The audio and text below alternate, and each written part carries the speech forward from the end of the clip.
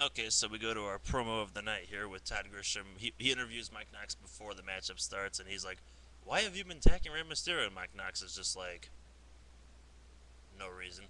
And then Grisham's like, "What do you have against Rey Mysterio?" And then Mike Knox is like, "I don't have anything against him." Classic, great promo.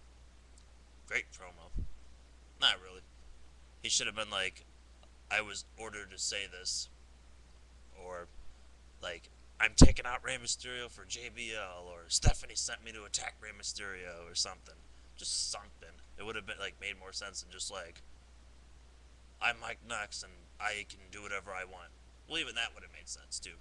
But no, he's just like, "I don't have to say anything." Very boring promo, but what can you do?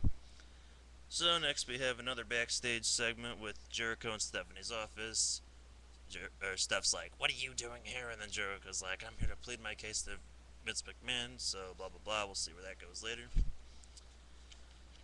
We have a commercial break with the ever exciting $5 foot long commercial, which should be advertised as a $4.99 12-inch sub sandwich from Subway, or have Beavis and Butthead doing the "it's like a penis on a sandwich" thing or something.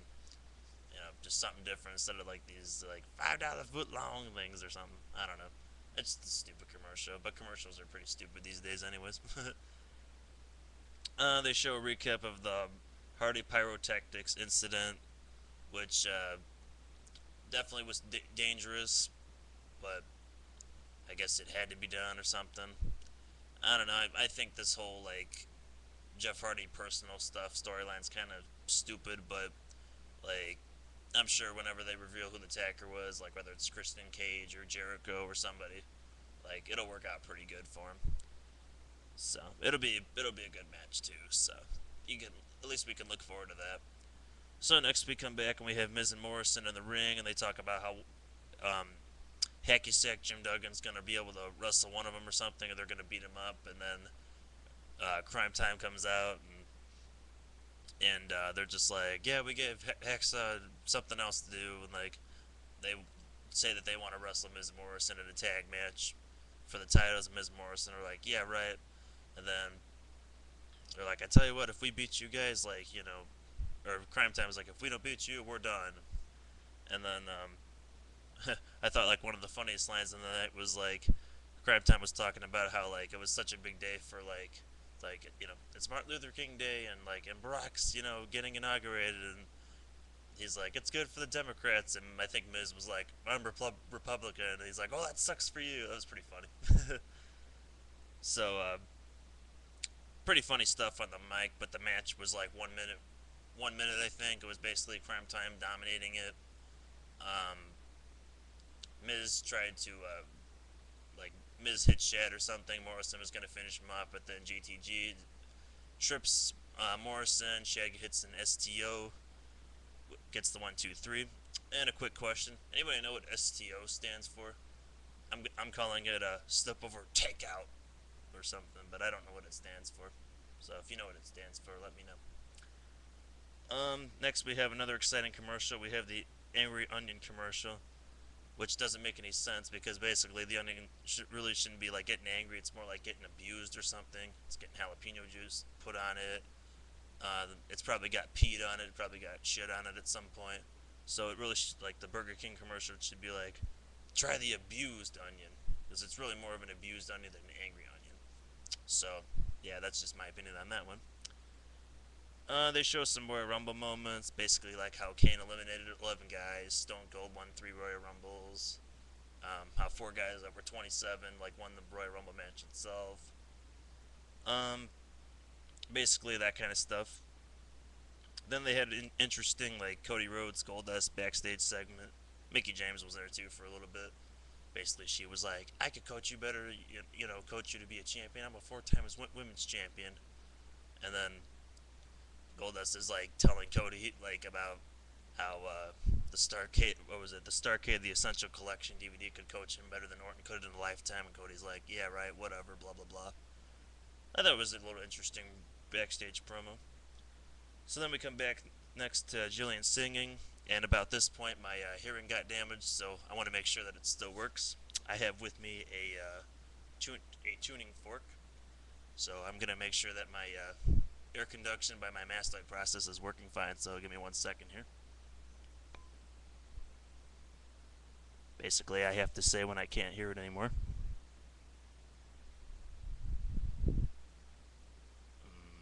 Still hear it. I don't hear it anymore. Okay, I still hear it. That's good. It's good to know that my hearing is still intact. So then we have a Melina versus Julian matchup, which was nothing fancy. It was probably like another 1 or 2 minute matchup. And then Danny was kind of weird. Like basically like um, Julian like charged at Melina in the corner or something. Didn't hit the turnbuckle or anything. Melina hits like a sunset flip, which it's an impressive move. But like Melina had like no weight on Julian's shoulders at all, and it was like a 1, 2, 3, and that was it. So I thought that ending was kind of weird. And then Rosa Mendez and Beth attack Melina. Basically, like Melina gets the better of Rosa, but then Beth hits Melina with that reverse powerbomb move again. And if anybody knows what that's called, let me know. So that's just kind of plugging their little match at the Royal Rumble, which is all good and dandy. Let's see. Oh, and that tuning fork test that it is called a Rhine test, just in case anybody wanted to know. So let's see. Then we have a little quick backstage thing with Ziggler and Candice Michelle talking, and then McMahon shows up and Dolph wants to do his "I'm Dolph Ziggler" thing and blah blah blah. And yeah, I wish I could do the whispered voice test to make sure that the fact that Dolph Ziggler didn't say anything still makes my make sure my ears are still working. But luckily he didn't say anything, so I won't have to worry about that. Okay, so next we have McMahon's big return, and the funniest thing too on Raw, besides like some of the other stuff I mentioned was when McMahon was coming out, there were like two clowns sitting in the front row, like two people dressed up as clowns. It was pretty funny. um, so basically, McMahon says, calls out Jericho. Jericho comes out. Then Stephanie comes out. And funny thing too, like when Jericho was coming out, like the cameraman was like doing something weird. He shot to the back or something. Nobody was there. And then he's got the camera like on McMahon and Jericho, and then for like some reason he like shoots it over toward like the ring post or something for a second, like no, not looking at anything. I don't know if the cameraman was seeing a ghost or something, but it was definitely kind of weird. So that cameraman should like seek out some help if he's seeing ghosts or something. But going back to the McMahon return thing, um, McMahon basically announces that Steph and himself are going to run Raw for a while, and then Jericho talks to Vince and says that before McMahon makes that announcement, he's like talking to Vince and he's like, she should get fired and I should get rehired and blah blah blah. She's a spoiled princess, and then McMahon's like, oh, me and Steph are gonna run Raw. He's like, oh, and you're not rehired. He's like, unless Stephanie wants to rehire you. So Stephanie's like makes him apologize to her. He reluctantly apologizes. She's like, oh, that's not good enough. So then she makes him get down on his knees in front of the crowd and apologize. And he reluctantly apologizes. And then she's like, I'll see you at the Royal Rumble. So looks like Jericho's got his job back on Raw. The Orton comes out, and then Orton's like, he's like, Vince, why don't you tell Stephanie that she's just like a worthless bitch, blah blah blah. And that the only good thing she's ever did was like like had 2 kids for you. Like I can't remember the term he used for it, but it was pretty low. It was pretty cool.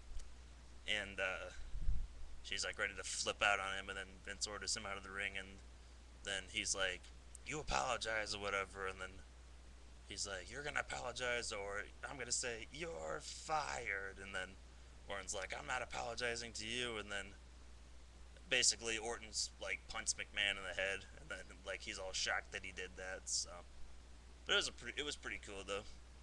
So, overall it was an okay Raw aside from all the promos and stuff. So, but yeah, I hope you guys enjoyed this Raw review, and I'll see you guys later. Peace out.